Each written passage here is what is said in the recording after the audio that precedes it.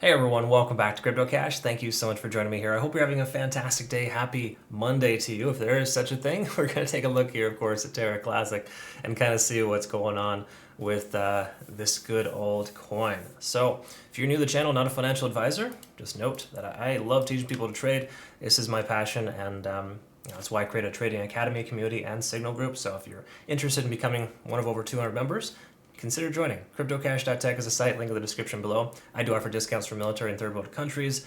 And once again, I basically provide you with a trading academy community and signal group, a really awesome, one-stop shop for everything cryptocurrency. Really, really good. I've had a lot of graduates recently as well, and it's awesome to get that feedback. So thank you so much to my current community members for just being an amazing part of my life. Take a look here at Luna Classic. Well, as we talked about yesterday, we had that natural recovery, of course, that retracement that happens.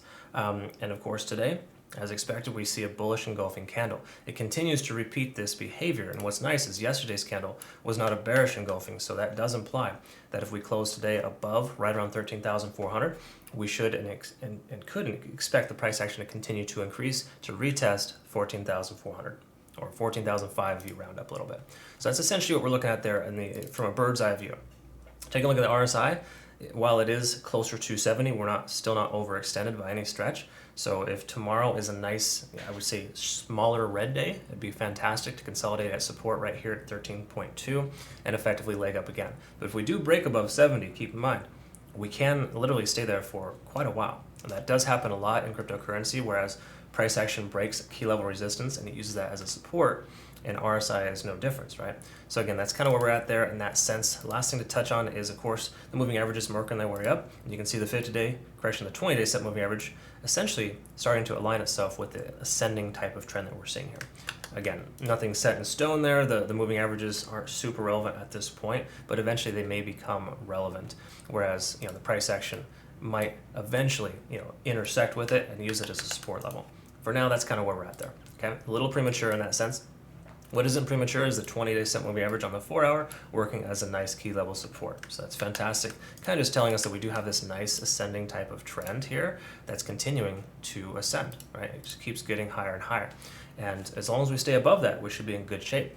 Now, something we also want to look at would be, I think we were overextended previously, as I mentioned, yet came down to retrace, and that was healthy.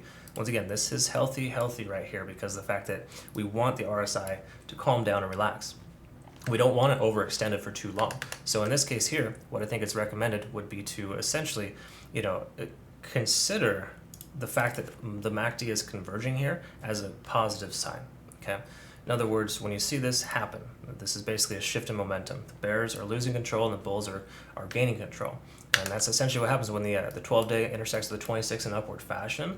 These are exponential moving averages, and they're essentially telling us that we have a change in momentum over the last amount of days, right? So in the last 12 to 26 days, the moving averages are intersecting, basically saying that shift in momentum is occurring.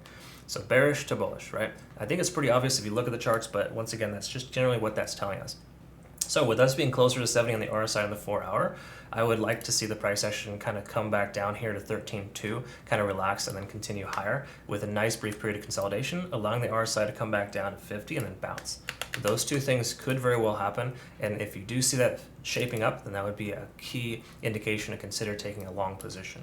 Okay.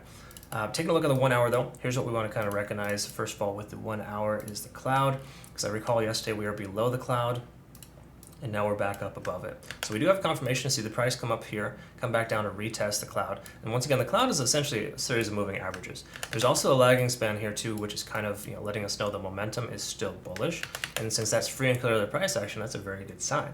So all in all, we have 3 out of 3 green lights here to not only take a long position, but to keep your long position open if you had one. Another thing to reaffirm as well is that we have higher lows.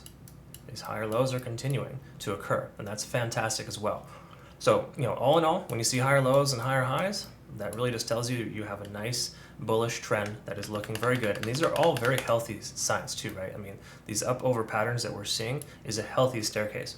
It's not this parabolic BS that you see oftentimes in cryptocurrency. This is actually quite consistent and quite nice. So I like that. So all in all, very healthy, very good. I mean, Luna Classic looks fantastic.